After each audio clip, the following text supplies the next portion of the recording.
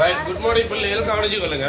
Right, இன்னைக்கு நேற்று நடந்த பரீட்சை உங்களுக்கு தெரியுமேல, அதில் வினாத்தாளில் முதலாவது 3 கேள்வியை நாங்கள் பார்ப்போம். சரி, இது ஏன் நான் உங்களுக்கு சொல்லி தரணும் வேண்டாம். இப்போ நீங்கள் அடுத்த வருஷம் உழைச்சி படுக்க போகிறாங்களே, அப்போ ஏன்னு சொன்னால் சிலாக்கள் இந்த நுண்ணறிவு மட்டும் சிலாக்கள் ஓடிக்கிறது. உண்மையில் நாங்கள் முதல் 3 கேள்வியை பார்த்தீங்கன்னு சொன்னால், இது 4ஆம் ஆண்டில் நாங்கள் பிராணிகளை பற்றி படிச்சிருக்கிறோம். அதாவது பிராணிகள் உண்ணும் உணவிற்கேற்ப நான் இதே போட்டில் உங்களுக்கு விளங்கப்படுத்திருக்கிறேன். ஞாபகம் இருக்கா? அதே இதை வச்சு கொண்டு தான் இந்த கேள்வி கேட்கப்பட்டிருக்கு. இதில் அறிவுறுத்தலை பாருங்க.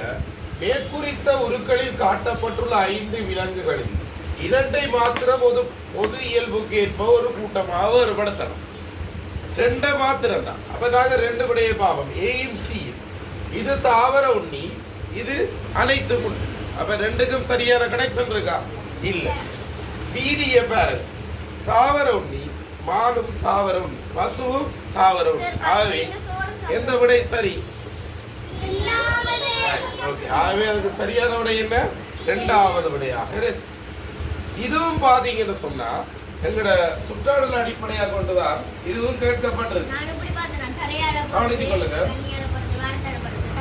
இதுல நாங்க 2 விதமான விளக்கம் சொல்லலாம். ஒன்று என்னன்னு சொன்னா, இதுல முதலாவது பாருங்க, இது இலவு அவங்களுக்கு விளங்கக்கூடிய மாதிரி சொல்றேன்.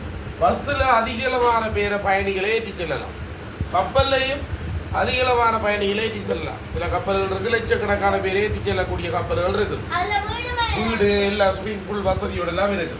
இதுலயும் அதிகளவானோர் பயணம் செய்யலாம். ஒரு 300, 300, 600 வரைக்கும் பயணிகளை ஏற்றி செல்ற விமானங்கள் கூட இருக்கு. அப்ப இதுல பார்த்தோம்னு சொன்னா, இதுல அதிகளவானத ஏற்றி செல்றது என்ன வேற இருக்கு? புகையிரதம் வேற இருக்கு. இது எந்த பாடப்பகுதியில இருந்து எடுக்கப்பட்டிருக்குது? சுற்றாடல். அப்ப நாங்க இந்த நுண்ணறிவுன்ற அதுக்கு முக்கியத்துவம் கொடுக்கத்தான் வேணும். ஆனா அந்த தமிழ் கணிதம் சுற்றாடலுக்கு என்ன செய்யணும்? அதை விட முக்கியத்துவம் கொடுத்து படிக்கணும். எல்லாத்தையும் முக்கியத்துவம் கொடுத்து படிச்சாதான் நாங்க என்ன செய்யலாம்? சிறந்த புள்ளிகளை பெற்றுக்கொள்ளலாம். அதே போல இதை பாருங்க, கணிதத்துல 4ஆம் ஆண்டுல படிச்சிருப்போம் அரை பாதி என்ற விஷயம். அதை வச்சு கொண்டு ஒரு சிம்பிளா கேட்டிருக்கிறான். இதுல பாருங்க, இது 2ஆ பிரிச்சிருக்கிறான். 1 2 3 4 4 2 4 சிறு பகுதிகள் 2ஆல பெருக்கப்பட்டு 8.